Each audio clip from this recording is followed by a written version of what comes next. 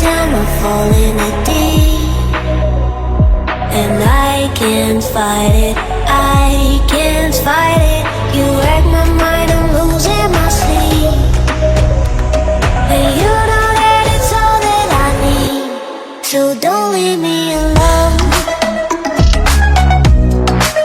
La la la la, don't leave me alone. La la la la, don't leave me alone.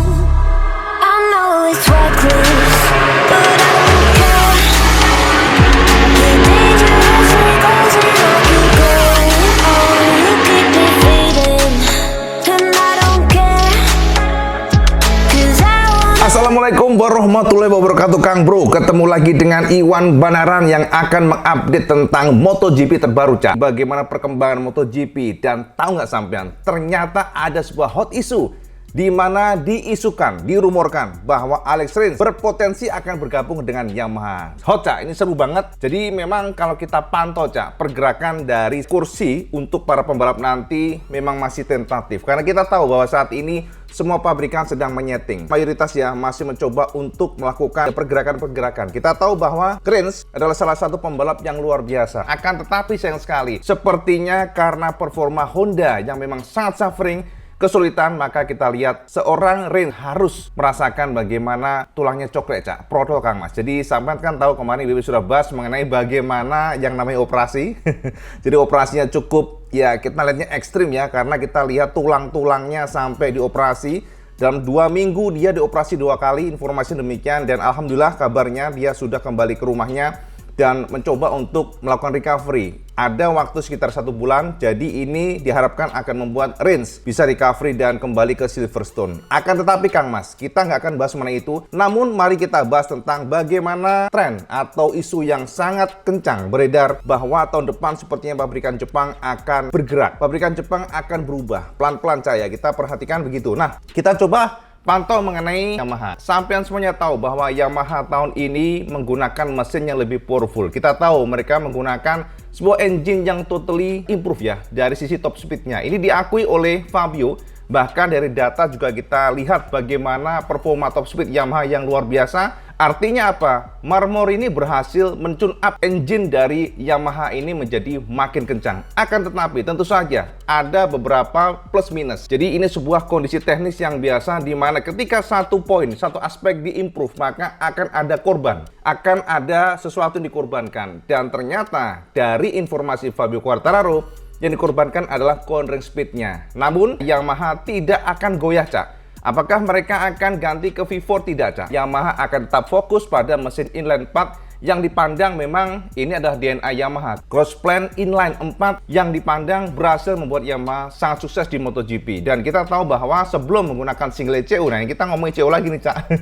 Gara-gara ECU cukup ramai kemarin di video. Sebenarnya IWB nggak pernah katakan kesampaian bahwa ECU apakah akan jaminan Jepang itu akan menang. Ya nggak begitu. Jadi konsepnya adalah hanya keadilan saja kemarin. Jadi IWB nggak tegaskan atau nggak mengatakan bahwa dengan menggunakan ECU yang berbeda, menggunakan in-house, akan membuat pabrikan Jepang langsung melejit, nggak juga. Tapi kan ini hanya untuk menghilangkan suara-suara, Cak. Kemarin kan banyak sekali komen yang mengatakan, tenang aja lah, ECU yang buatan Eropa, orang Italia. Maklum lah, nah itu kan bisa membuat kompetisi menjadi seperti kayak nggak murni aja sih rasanya. Sebenarnya suara-suara itu akan hilang jika dari Dorna sendiri membebaskan ECU-nya. Itu aja sih poinnya. Kalau kita melihat konfirmasi Valentino Rossi, bukan IWB yang ngomong. Rossi di tahun 2021 ya, Cai. Jadi bukan informasi Rossi yang 2015, bukan. Itu Rossi pada saat pensiun kemarin, di mana dia kan ditanya sama media ataupun jurnalis bahwa kenapa Rossi setelah tahun 2015 grafiknya menurun drastis. Jadi konfirmasi dari Rossi bahwa biang kegagalan dia meraih juara dunia adalah dari ECU-nya, karena DNA Yamaha yang balance, very balance, yang sangat terkontrol, terkikis gara-gara ECU menggunakan Magneti Marelli. Itu aja. Karena dulu sebelumnya, sebelum Yamaha menggunakan ECU dari luar, ECU Magneti Marelli, Yamaha itu luar biasa, kata Rossi. Jadi memang engineering Yamaha ini sosok yang sangat piawai lah menggunakan elektroniknya, meracik elektroniknya sehingga motor yang terkontrol. Itu adalah otaknya, Cak. Mengontrol traksi kontrolnya, power delivery-nya, hampir semuanya, lean angle-nya, semuanya lah, data-data semuanya kan dikontrol sama ECU. Makanya itu otaknya, Cak. Ibarat komputer nih sampean ya, itu adalah ya prosesornya. Jadi kalau prosesornya Pentium 1 ya nggak akan mungkin sama dengan Pentium 10, kasarnya demikian. Makanya teman-teman kemarin ada yang komen, ada yang komen, ini nggak ada jaminan Cak WP, bikinin aja dah, bikin gaduh aja, bikin A, bikin B. Bukan, Cak WP nggak ada maksud demikian. Kita hanya sharing apa yang ada di sini dan juga sharing apa yang diinformasikan Rossi itu aja. Jadi kita hanya berpikir aja, kita berharap supaya ada kesetaraan aja. Itu aja sih, supaya ada keadilan itu aja. Walaupun sekarang ya pabrikan Jepang pasti gengsi, Cak. Nggak akan mungkin mereka ngomong terus protes yang sudah lalu, ya nggak akan mungkin. Tapi seandainya saat ini kalau Dorna bisa berpikir ke sana kan akan lebih baik. Jadi memang saat ini Dorna sekali lagi sedang meracik sebuah regulasi baru untuk konsesi supaya pabrikan Jepang bisa mendapatkan itu. Dan kalau sama protes, enak dong pabrikan Jepang. Kenapa dikasih konsesi lah, Kang Mas? Kalau kita ngomongin mengenai konsesi, semuanya sudah merasakan. Dari Ducati, KTM, Aprilia, semuanya kan merasakan konsesi duluan. Di sini justru konfirmasi dari Dorna, mereka berharap pabrikan Eropa mengerti. Karena di masa lalu, pabrikan Jepang sangat murah hati, Cak. Pabrikan Jepang itu sangat murah hati, artinya ya memberikan keleluasaan bagi Dorna untuk meracik pengecualian-pengecualian agar improve untuk pabrikan Eropa. Itu ACC dari Yamaha dan Honda. Jadi bukan masalah sekarang kok enak banget, nggak juga. Ini kan sebenarnya kesetaraan aja ya yang kita lihat kan di masa lalu pabrikan Jepang memberikan keleluasaan bagi Dorna untuk meracik regulasi untuk meringankan pabrikan Eropa. Itu yang menjadi fokus kita. Nah, Kang Mas kembali lagi kepada Alex Rins. Jadi ngomongnya jauh banget nih. Jadi Rins, ini ada sebuah rumor yang sangat kuat di mana Alex Rins ternyata rumornya saat ini sedang ada kemungkinan untuk bergabung dengan Yamaha. Loh, Cak WP dengan siapa dong nanti? Nah, ini menarik, Cak. Jadi, Kang Mas, isu yang beredar di sekitar pedok. Saat ini Fabio menjadi pembalap utama dari Yamaha. Kemudian kedua Franco Morbidelli. Dan dari kacamata apapun itu, memang Morbidelli dibandingkan dengan Fabio cukup jauh. Mungkin tahun ini mepet lah, tapi tahun-tahun kemarin kan kurang perform. Nah, informasi yang beredar saat ini, kemungkinan besar Morbidelli akan gabung dengan Ducati, ya.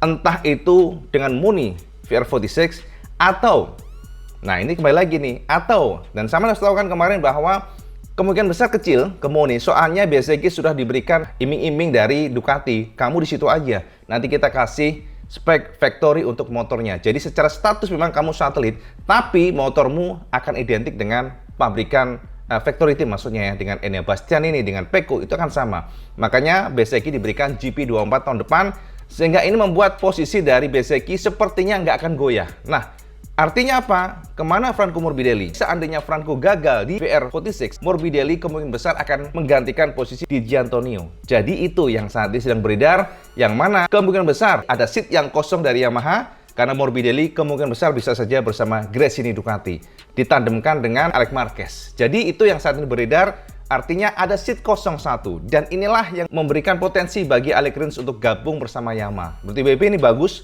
karena kenapa? Secara apapun itu, Rins memiliki pengalaman yang besar pada mesin inline 4, dan ini cocok dengan Yamaha, karena Yamaha secara konfigurasi engine identik dengan Suzuki, walaupun beda crossplane-nya, akan tetapi seharusnya akan lebih mudah bagi Rins untuk memberikan performa maksimalnya. Dan ini ada harapan lah bagi Rins untuk memperbaiki posisinya di Yamaha jika memang dia gabung bersama Yamaha. Itu yang tersebar saat ini ya.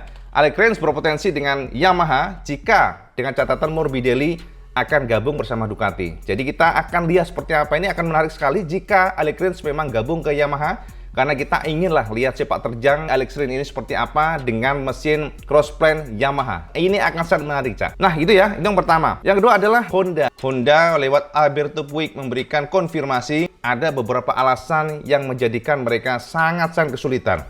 Yang pertama adalah kondisi COVID, Cak. Jadi COVID kemarin, gara-gara ada COVID, pabrikan Jepang ini sebenarnya sudah sangat kesulitan. Mereka suffering sekali. Pengembangan motor stuck, gara-gara para teknisi mereka nggak bisa wirawiri dengan leluasa ke Jepang.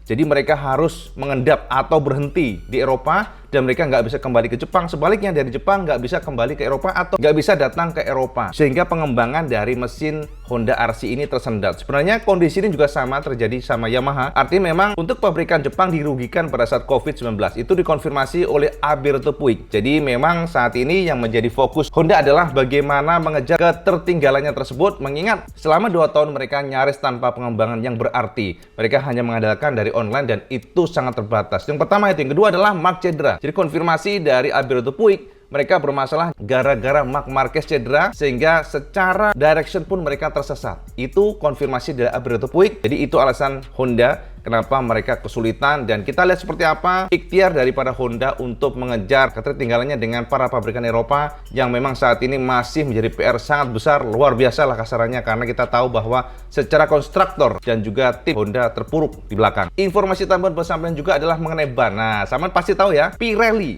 adalah ban sudah menggantikan posisi Dunlop. Artinya 2024 maka Pirelli akan menyuplai ban untuk Moto2 dan Moto3. Ini adalah sebuah langkah yang membuat kita cukup penasaran. Apakah nanti posisinya berpotensi naik ke MotoGP? Sangat terbuka. Jadi akan ada kompetisi yang menarik, dan kita lihat seperti apa. Mengingat Pirelli dari dulu IWB sudah pernah ya bertemu dengan pejabat Pirelli. Kenapa mereka hanya supply untuk World Superbike, dan saat itu mungkin 3 tahun yang lalu ya mereka mengatakan bahwa pengembangan ban itu lebih cocok buat mass production bike. Jadi mereka nggak mau membuang-buang uang untuk pengembangan yang nggak digunakan, karena mereka nggak bisa menggunakan ban MotoGP untuk ban mass production, sehingga mereka fokus pada World Superbike yang lebih mass production. Ya, jadi mass production oriented. Akan tetapi ternyata strategi ini berubah, Cak. Bisa kita konfirmasi setelah Pirelli mengatakan bahwa mereka akan menggantikan posisi Dunlop tahun depan untuk menyuplai ban Moto2 dan Moto3. Dan dari beberapa rumor, sangat berpotensi nanti Pirelli akan menaikkan level mereka nggak hanya di Moto2 dan Moto3,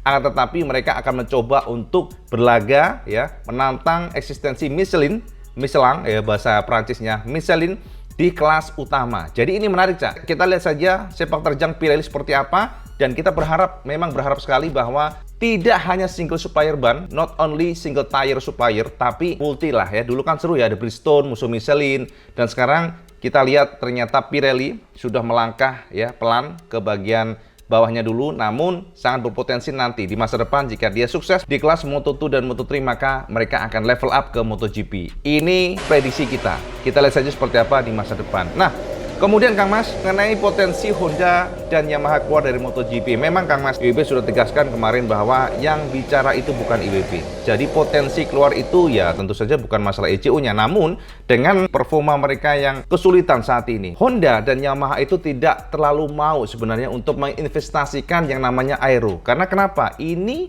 bentuknya itu nggak bisa diaplikasi pada mass production bike.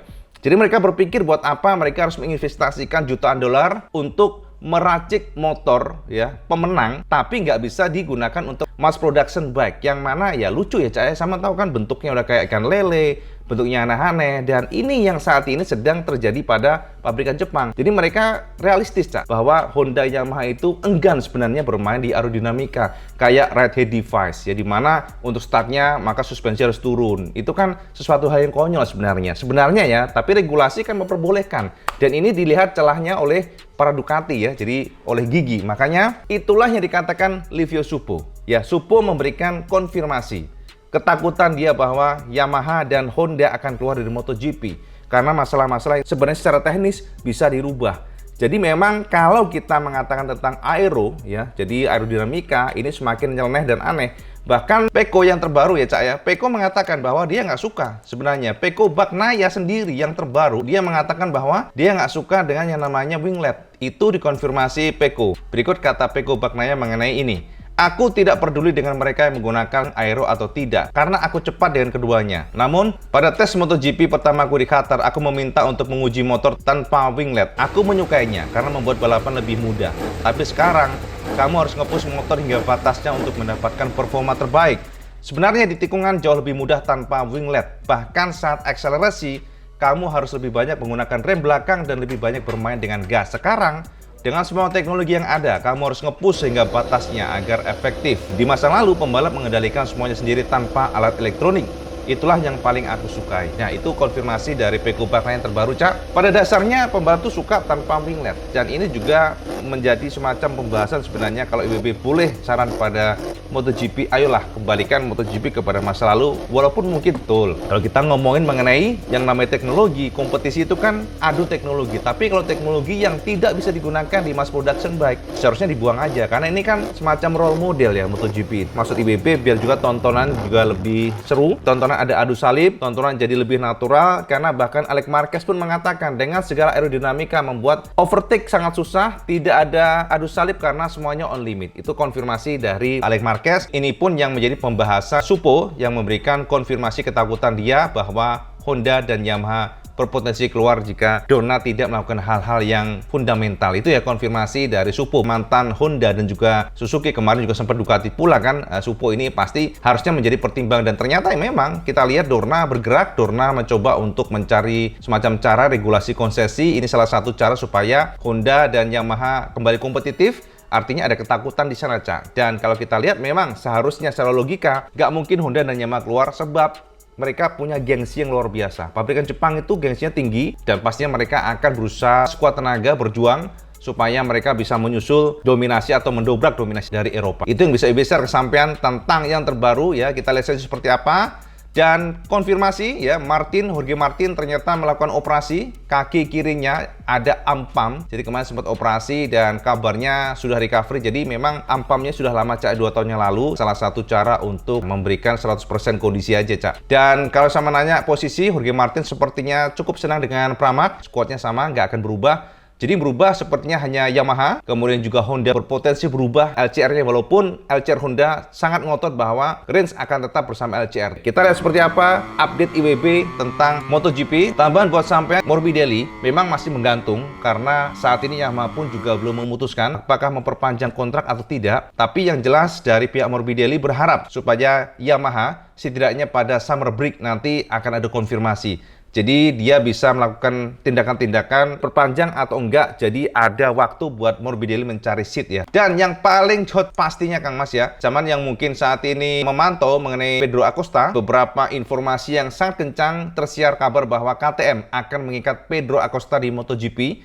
Jadi mereka sudah sangat niat lah intinya gitu, bahwa Pedro tidak akan dilepas kepada tim manapun. KTM akan mencoba untuk mencari seat di MotoGP. Bisa saja nanti akan mengganti posisi Pol Espargaro yang digas-gas, karena kita belum tahu seperti apa prospeknya Pol Espargaro, mengingat dia cukup parah, Cak. Jadi dia memang parah ya. Bahkan tinggi badannya lebih pendek 1,5 cm gara-gara problem dengan tulang belakangnya ya. Parah ya patahnya. Kita belum tahu apakah nanti Pol diperpanjang oleh gas-gas, nanti ada seat buat Pedro Acosta di MotoGP. Yang jelas itu, dan kita pantau seperti apa. Sekilas informasi. Jadi sampai yang mungkin saat ini mantau MotoGP nggak ketinggalan. Dan matur nuwun sama sudah menonton video yang benaran. Dan kalau sama suka video cuman like, share, dan subscribe. Oh, jolali sama sholat 5 waktu, karena yang paling penting. Assalamualaikum warahmatullahi wabarakatuh. Salam Skandos.